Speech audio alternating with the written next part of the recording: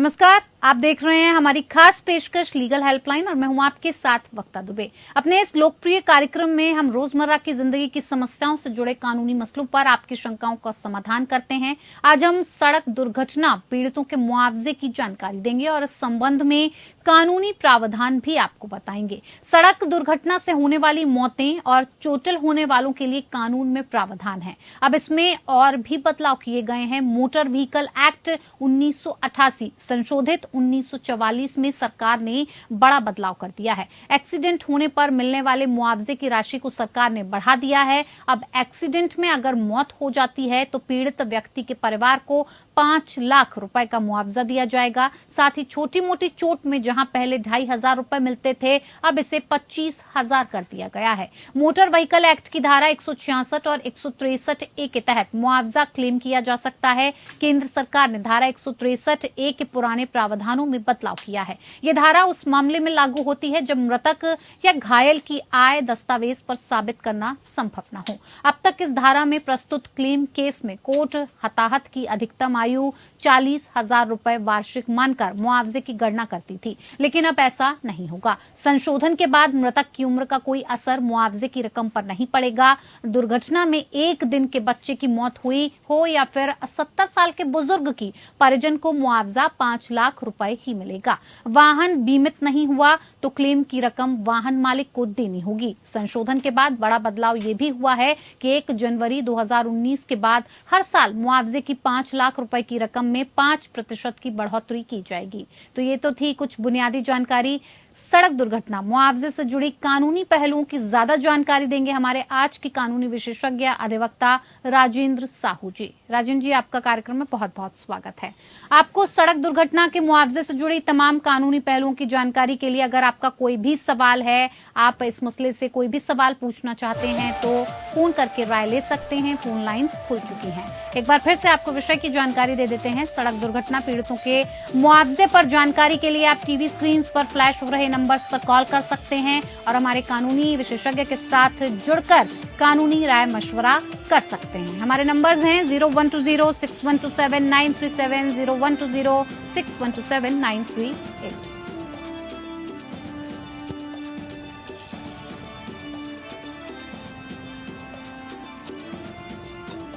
चलिए कार्यक्रम की शुरुआत करते हैं और सबसे पहले राजेंद्र जी आपसे यही जानना चाहेंगे कि मोटर व्हीकल एक्ट क्या है, क्यों इसे एक्ट को बनाया गया? नमस्कार वक्ता जी। जी बिल्कुल, नमस्कार। नमस्कार सारे दर्शकों के लिए। देखिए, मोटर व्हीकल एक्ट इसलिए बनाने की जरूरत पड़ी क्योंकि आज आप देखते हैं कि कितनी व्हीकल्स रोड पर चल रहे हैं और उन रोड्स पे चलते हुए व्हीकल्स को रेगुलेट करने की बहुत बड़ी जरूरत थी। उस रेगुलेशन के लिए उसका रजिस्टर्ड होना, उस व्हीकल का परमिट होना बहुत जरूरी है और साथ में जो भी व्यक्ति उस व्हीकल को चला रहा है उसके पास एक वैलिड लाइसेंस होना जरूरी है, ताकि ये देखा जा सके कि कोई नाबालिग या कोई ऐसा व्यक्ति जो कि उसको चलाने योग्य ना हो, वो उस व्हीकल को चला के कोई ऐसा एक्सीडेंट या कोई क्षति ना पहुंचा दे किसी को, जिसकी वजह से किसी भी व्यक्ति को कोई परेशानी हो। तो इसीलिए मोटर व्हीकल एक्ट को बनाया गया है कि ताकि एक रेगुलेशन रखा जा सके कि कितने व्हीकल्स हैं, कौन सा व्हीकल प्राइवेट है, कौन सा व्हीकल फॉर ट्रांसपोर्ट है, और उन सब के लिए एक अलग अलग डेफिनेशन दी गई है। उनको एक लाइसेंसिंग अथॉरिटी के तहत लाइसेंस लेना पड़ता है और लाइसेंस की जो वैधता है वो अलग अलग है सबके लिए। जी जी राजेंद्र जी, मोटर व्हीकल एक्ट में सड़क दुर्घटना पर मुआवजे पर क्या प्रावधान है, ये भी हमारे दर्शकों को समझा दीजिए। देखिए, पहले अगर रोड एक्सीडेंट होता था तो रोड एक्सीडेंट में जो इंश्योरर है, ठीक है, जो ओनर है और जो इंश्योरर है, दो पार्टीज होती हैं। एक पर्सन जिसकी गाड़ी है वो, और दूसरा पर्सन जो इंश्योरर है जिसने इंश्योर किया है उस व्हीकल को। तो उसके तहत उसे कंपनसेशन दिया जाता था। लेकिन वो प्रावधान जो पहले था वो इतना कम था कि उसमें देखें तो अगर हिट एंड रन केस है तो सिर्फ 25,000 का कंपनसेशन था किसी व्यक्ति की डेथ होने पे, और 5,000 का कंपनसेशन था अगर वो इंजर्ड है तो इन सबको देखते हुए भी 2019 में इन चीजों को जो गवर्नमेंट ने उनको चेंज किया है और इनको इंक्रीज करके, जैसे कि आप अभी बता रहे थे कि अब वो कंपनसेशन 5 लाख रुपए कर दिया गया है और हर जी। साल उसे 5% का इजाफा भी मिलेगा। हम्म। साथ में जैसे कि अभी आपने कहा कि अब ये नहीं देखा जाता है कि उस व्यक्ति का क्या उसकी सैलरी थी या वो क्या अर्न करता था या क्या उसकी उम्र थी। हम्म। अब वो कंपनसेशन एकदम बैलेंस कर दिया गया है कि चाहे वो बच्चा 1 साल का हो, चाहे वो 70 साल का हो, कोई बुजुर्ग हो, वो कंपनसेशन उसी तहत से 5 लाख के जो स्लैब है उसके तहत ही दिया जाता है। जी। राजेंद्र जी, अगर बात की जाए तो क्या एक्सीडेंट से जुड़ी जो समस्याएं हैं और क्लेम के दावों की सुनवाई के लिए कोई ट्रिब्यूनल भी बनाई गई है? इसके बारे में भी बताएं कि कैसे यहाँ पर याचिका दाखिल की जाती है, क्या वकील की भी जरूरत होती है?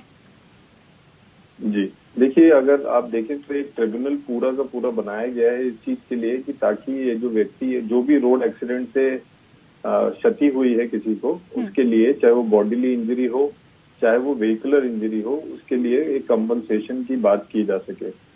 ये जो ट्रिब्यूनल है, ये ट्रिब्यूनल बनाया गया है जिसमें कि एक रिटायर्ड हाई कोर्ट जज या एक डिस्ट्रिक्ट जज के लेवल के व्यक्ति को बनाया जाता है, जिसमें 2 मेंबर्स होते हैं और एक मेंबर उनमें से चेयरमैन कहलाता है।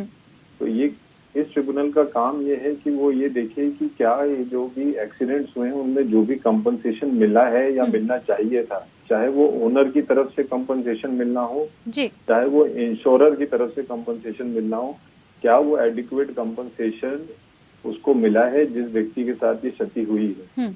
यहाँ पर इसका जो प्रोसेस है, उसमें प्रोसेस में आपको एक एप्लीकेशन फाइल करनी पड़ती है उस कंपनसेशन के लिए, और ये एप्लीकेशन या तो व्यक्ति खुद फाइल कर सकता है जिसे वो इंजरी हुई है, या फिर वो ओनर फाइल कर सकता है जिसका व्हीकल हो, और यदि किसी व्यक्ति की डेथ हो गई हो तो उसके लीगल रिप्रेजेंटेटिव, यानी जो उनके बच्चे हैं या कोई और लोग हैं जो लीगल रिप्रेजेंटेटिव की कैटेगरी में आते हैं, वो ये सब करके अपना एक क्लेम फाइल कर सकते हैं।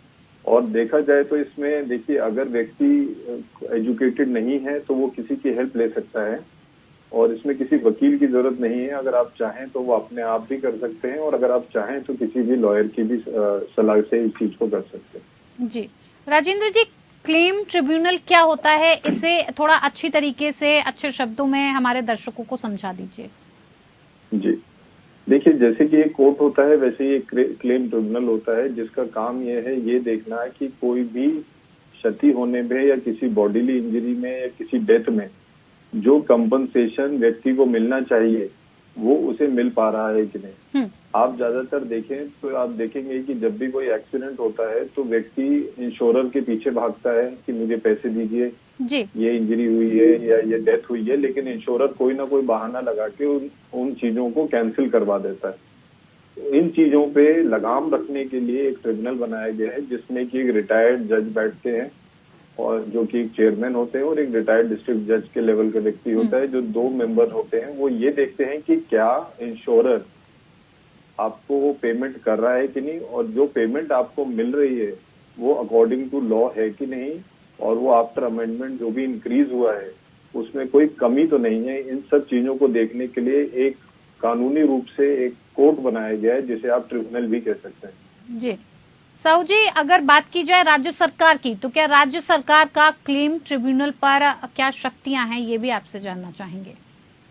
देखिए, हर राज्य सरकार के पास एक क्लेम ट्रिब्यूनल बनाने की शक्ति है, लेकिन अगर मान लीजिए किसी राज्य सरकार के पास 2-3 ट्रिब्यूनल हैं, 2 ट्रिब्यूनल हैं, तो वो उन ट्रिब्यूनल्स में अपने इन केसेस को बांट सकता है, और वहाँ के जो अपॉइंटमेंट्स हैं वो इन्हीं राज्य सरकार के हाथ में होते हैं। और उनको ये देखना है कि क्या प्रोसेस ठीक ठाक चल रहा है, और जो फैसिलिटीज प्रोवाइड होनी चाहिए एक ट्रिब्यूनल को या एक कोर्ट को काम करने के लिए, वो सारी फैसिलिटीज प्रोवाइड करने की जो ड्यूटी है वो राज्य सरकार की।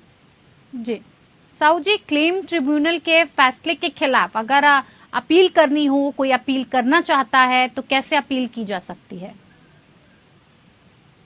देखिए, क्लेम ट्रिब्यूनल जो भी आप फैसला करता है उसके अगेंस्ट आप अपील कर सकते हैं, और उस अपील में आप ये देख सकते हैं कि क्या वो पेमेंट आपको हुई है कि नहीं ठीक, और उसके लिए आप हाई कोर्ट अप्रोच कर सकते हैं। और क्लेम ट्रिब्यूनल की जो भी पेमेंट्स होती हैं या जो भी कंपनसेशन है, यूजुअली वो थर्ड पार्टी होता है।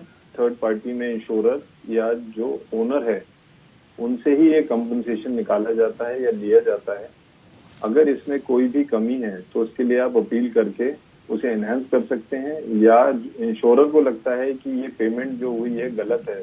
जी। जैसे फॉर एग्जांपल मान लीजिए कि कोई एक्सीडेंट होता है जिसमें व्यक्ति ने शराब का सेवन किया हुआ हो, लेकिन ट्रिब्यूनल ने उसके अगेंस्ट ऑर्डर किया हो, तो वो जाकर उस अपील में इस चीज को हाईलाइट करके उस कंपनसेशन को सही या गलत ठहरा सकते हैं। जी साहू जी, हमारे साथ एक कॉलर जुड़े हुए हैं मदन लाल दिल्ली से। उनकी इस विषय पर लेकर कोई जानकारी चाहते हैं तो उनसे हम जानना चाहेंगे। मदन लाल जी, क्या कुछ है इस विषय से जुड़ी हुई आपकी परेशानी? आप अपना सवाल पूछ सकते हैं। बेटा जी, मैं मदन लाल गुप्ता बोल रहा हूँ जी, राष्ट्रीय प्रवक्ता अखिल भारत हिंदू महासभा से। जी कहिए। हमारे पड़ोस में एक आदमी है जिनकी सड़क पे चलते हुए किसी गाड़ी वाले ने टक्कर मार के टांग तोड़ दी। अब हम चाहते हैं कि बेटा उससे कोई मदद मिल जाए सरकार की तरफ से, तो कैसे हो सकता है? जी बिल्कुल, राजेंद्र जी इस सवाल का जवाब आप देना चाहेंगे? नमस्कार मदन लाल जी।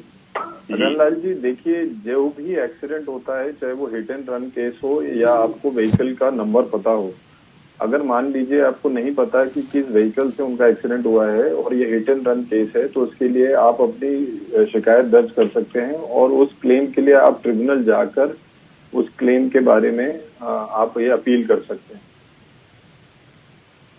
का नंबर ना पता होने पर भी?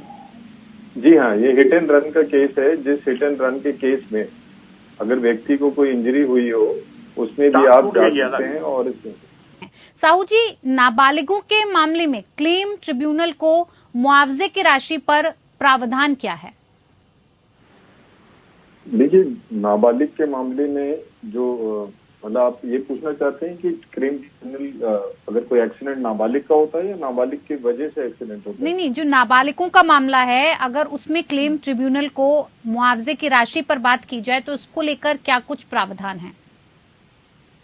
देखिए, जो क्लेम ट्रिब्यूनल का जो रोल है वो है कि कंपनसेशन जो पे करना है वो अकॉर्डिंग टू दी पर्सन है, अकॉर्डिंग टू दी लॉ है, जिसमें आपने जैसे बताया कि चाहे वो एज कितनी भी हो उस हिसाब से उसको अकॉर्डिंगली पे करना है। और उसमें कोई भी कंपनसेशन का जो अमाउंट है वो अकॉर्डिंग टू एज मैटर नहीं करता है। जी बिल्कुल राजेंद्र जी, दुर्घटना में गाड़ियों का नुकसान होने पर क्लेम के क्या प्रावधान है, ये भी हमारे दर्शकों को बता दीजिए। देखिए, हर व्यक्ति को अपनी गाड़ी को इंश्योर करना जरूरी है और बिना इंश्योरेंस के आप गाड़ी को रोड पे नहीं ले जा सकते जी। ये एक पहला रूल है मोटर व्हीकल एक्ट का, और यदि आप बिना इंश्योरेंस के रोड पे गाड़ी ले जाते हैं तो वो उस पे भी आपका चालान हो सकता है। तो अगर कोई भी गाड़ियों का कोई भी एक्सीडेंट होता है तो ये इंश्योरर का काम है उस एक्सीडेंट और उस लॉस को देखना और उसको पे करना, और इसके लिए आपको अपने इंश्योरर के पास जाकर उसकी फोटो खिंचवाकर और उस चीजों को दिखा के कि ये इंजरी हुई है और ये नुकसान हो, इस चीज का आकलन करता है कि कितना इंजरी है और कितना नुकसान है, और उस नुकसान के अकॉर्डिंगली वो पेमेंट व्यक्ति को मिलती है। जी बिल्कुल तो राजेंद्र, जो सबसे बड़ा रोल है वो इंश्योरेंस का है कि आपने इंश्योरेंस कहाँ से कराया है। यदि आपके पास इंश्योरेंस नहीं है और यदि आपका कोई एक्सीडेंट होता है जिसमें आपकी गाड़ी को कोई नुकसान होता है तो उसका सारा नुकसान आपको अपनी जेब से ही पे करना पड़ेगा। जी बिल्कुल साहू जी, अगर व्यक्तिगत चोट के मामलों में उपचार आवश्यक है तो क्लेम्स ट्रिब्यूनल में क्या इसकी भी सुनवाई होती है? क्या भरपाई भी मिलती है?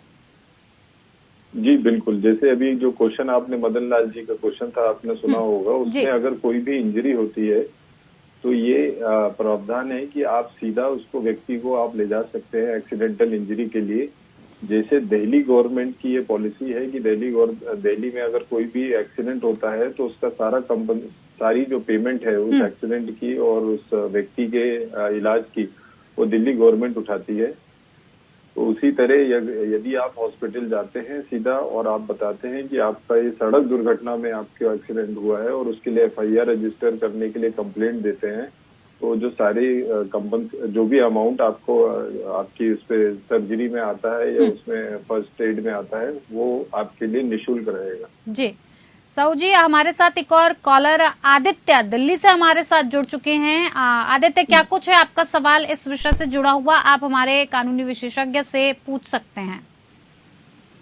जी नमस्कार। मेरा सवाल ये है सर कि किसी सड़क दुर्घटना में वाहन क्षतिग्रस्त हो जाता है दूसरे के द्वारा, सामने वाला अगर कर देता है, तो उस पर किस प्रकार से क्या कुछ धनराशि मुआवजे के तौर पर या रिपेयरिंग के तौर पर उस वाहन की मिल सकती है? कुछ क्या प्रक्रिया है सर, बताएंगे? नमस्कार आदित्य जी। आदित्य जी, जैसे मैंने अभी बताया कि आपकी गाड़ी जो भी कोई एक्सीडेंट होता है रोड पे, तो उसमें जो भी इंश्योरर है आपका, जिस इंश्योरेंस कंपनी से आपने इंश्योरेंस कराया है, उस कंपनी को वो पे करना होता है इंश्योरेंस की वैल्यू। और यदि आपकी गाड़ी इंश्योर्ड नहीं है, मान लीजिए या आपका इंश्योरेंस लैप्स हुआ है, तो जिस व्यक्ति के साथ आपका, जिस गाड़ी के साथ आपसे एक्सीडेंट हुआ है, अगर वो व्यक्ति आपको कंपनसेट करना चाहता है तो वो बात अलग है। लेकिन विदाउट इंश्योरेंस यदि अगर आप रोड पे हैं, तो फिर आपको अपनी गाड़ी की जो भी क्षति हुई है वो अपने जेब से ही पे करना पड़ेगा। जी बिल्कुल, बहुत बहुत धन्यवाद आपका राजेंद्र जी, आपने इतने बेहतर तरीके से आदित्य के सवाल का जवाब दिया है। आदित्य, आशा करते हैं कि आपको अपने सवाल का बेहतर जवाब हम दे पाए होंगे। साहू जी, एक आखिरी सवाल और आपसे करना चाहेंगे कि खास केसों में अवार्ड ऑफ कॉम्पनसेटरी कॉस्ट होती है, प्रतिपूरक लागत है, इसके बारे में भी हमारे दर्शकों को समझा दीजिए कि आखिर ये क्या है। देखिए, अवार्ड ऑफ जो कॉस्ट है, वो कॉस्ट पे करने के लिए, मान लीजिए किसी चीज में अवार्ड हुआ है कंपनसेशन का, तो उसके ऊपर भी कॉस्ट लगाया जा सकता है, जिसको आप बाकी एक आसान शब्दों में कह सकते हैं कि अगर कोई चीज वक्त पे नहीं होती तो उसका मुआवजा, उस मुआवजे को कॉस्ट कहते हैं। तो उस कॉस्ट को पे करने के लिए अगर कोई भी कंपनसेशन है, किसी व्यक्ति को अवार्ड किया गया है लेकिन उसमें काफी समय बीत गया है, तो उसके लिए कोर्ट या ट्रिब्यूनल उसके लिए एक अवार्ड फॉर कॉस्ट भी पे अनाउंस कर सकता है, जो कि एक तरह से कंपनसेशन के ऊपर एक और कंपनसेशन होता है। जी साहू जी, हमारे साथ एक और कॉलर इस विषय पर आपसे जानकारी चाहते हैं। मनीष बिहार से हमारे साथ जुड़े हुए हैं। मनीष, क्या कुछ है आपकी इस विषय से जुड़ी हुई समस्या, क्या कुछ आप इसका समाधान चाहते हैं? हेलो, मेरा सवाल ये है सर कि किसी सड़क दुर्घटना एक हुई है, उसमें हमारे एक मित्र थे, तो उनका एक्सीडेंट हो गया, तो हमने कहा कि जो इंश्योरेंस कंपनी है उससे क्लेम दिलवाइए, इसका इलाज वगैरह करवाइए, लेकिन उन्होंने कह दिया कि हमारे वाहन का इंश्योरेंस ही नहीं है। तो इस परिस्थिति में हम लोग फंस गए और काफी मोटा खर्चा हो गया। तो इसमें हम ये बताइए सर कि अगर ऐसी स्थिति में वाहन का इंश्योरेंस नहीं है, तो वहाँ पर कुछ कानूनी सहायता पुलिस के माध्यम से कुछ मिल पाएगी? नमस्कार मनीष जी। मनीष जी, जैसे कि आप इतनी देर से देख रहे हैं कि सबसे बेसिक रूल जो मोटर व्हीकल एक्ट का है कि कोई भी जो व्हीकल है बिना इंश्योरेंस के रोड पे नहीं जाना चाहिए, और यदि कोई व्हीकल बिना इंश्योरेंस के रोड पे है तो वैसे ही वो इलीगली अप्लाई कर रहा है। तो आपके केस में जिस वक्त कोई एक्सीडेंट हुआ उस वक्त इंश्योरेंस नहीं था, और इसीलिए इंश्योरेंस कंपनी ने इसका फायदा उठाते हुए आपके क्लेम को कैंसिल कर दिया। तो मेरी ये सलाह यही है कि बिना इंश्योरेंस के गाड़ी चलाने में यही नुकसान होता है, और मेरे दर्शकों को ये ध्यान देना चाहिए कि इंश्योरेंस सबसे पहली प्राथमिकता है किसी भी गाड़ी के लिए। जी, आशा करते हैं मनीष आपको अपनी समस्या का बेहतर जवाब राजेंद्र साहू जी दे पाए होंगे। राजेंद्र जी, आपका भी बहुत बहुत धन्यवाद हमारे साथ इस कार्यक्रम में जुड़ने के लिए और इतनी बेहतर जानकारी हमारे और हमारे दर्शकों तक पहुंचाने के लिए। तो फिलहाल लीगल हेल्पलाइन में मेरे साथ इतना ही, मुझे दीजिए इजाजत, नमस्कार।